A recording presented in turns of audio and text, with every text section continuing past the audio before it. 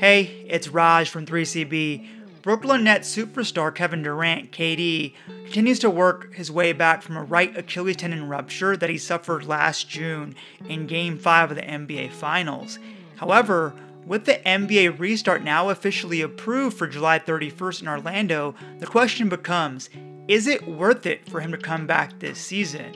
In this video, I'll take you through key research on NBA players returning from Achilles ruptures and other factors KD and the Nets medical staff may be weighing in their risk-reward evaluation.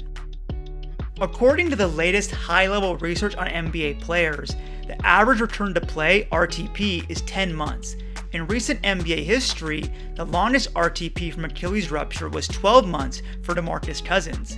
By July 31st, the date of the restart, KD will have had nearly 13 months and 3 weeks, so he's clearly beyond the average or longest RTP.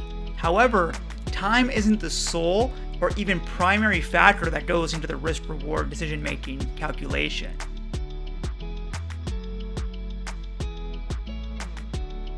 The greatest risk for re-injury comes when ramping up activity intensity. That's why we typically see an increase in injuries early on in the season as we move from exhibition games to actual games. In this unprecedented restart situation, KD would be transitioning from scrimmages to training camp to an 8-game season, possibly a play-in game, and then possibly into the playoffs, all within a relatively short time period. Further, each of these games comes with a heightened level of competition because the 8 worst teams in the league won't be playing, and a heightened level of intensity due to most teams still playing for seeding. Research indicates that as competition level increases, so does injury risk. Lastly, the research indicates that returning from an Achilles injury inherently leads to compensatory injury risk along the rest of the lower body.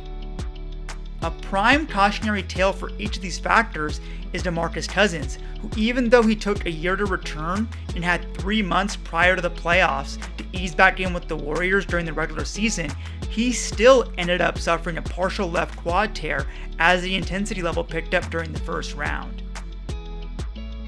This Nets team has never played a game with their full roster and are coming off a mid-season coaching change after firing Kenny Atkinson. It naturally takes newly constructed rosters and new head coaches time to build a rhythm and chemistry during the regular season to fire on all cylinders. Time is not a luxury the Nets will have during this truncated season, and that chemistry may take even longer to build than usual, considering both KD and Kyrie, who himself is coming off shoulder surgery, would likely be on minutes restrictions. The research on returning to near pre-injury performance levels for NBA players after an Achilles rupture tells us that players typically don't get back to that level until their second season after the injury. Based on each of these factors in totality, I'd be leaning heavily towards holding KD out for this restart.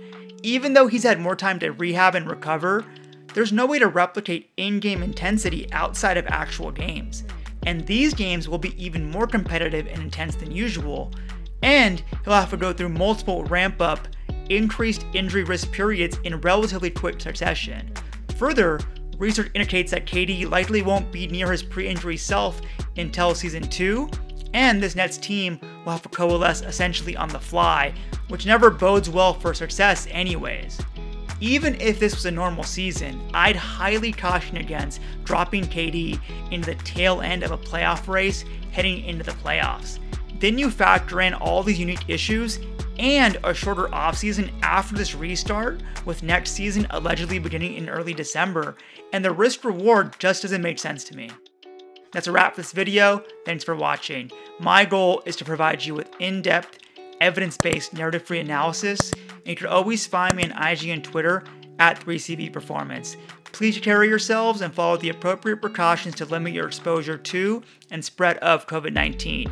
Make sure to sub to the channel and follow along on all social media for latest updates. 3CB out.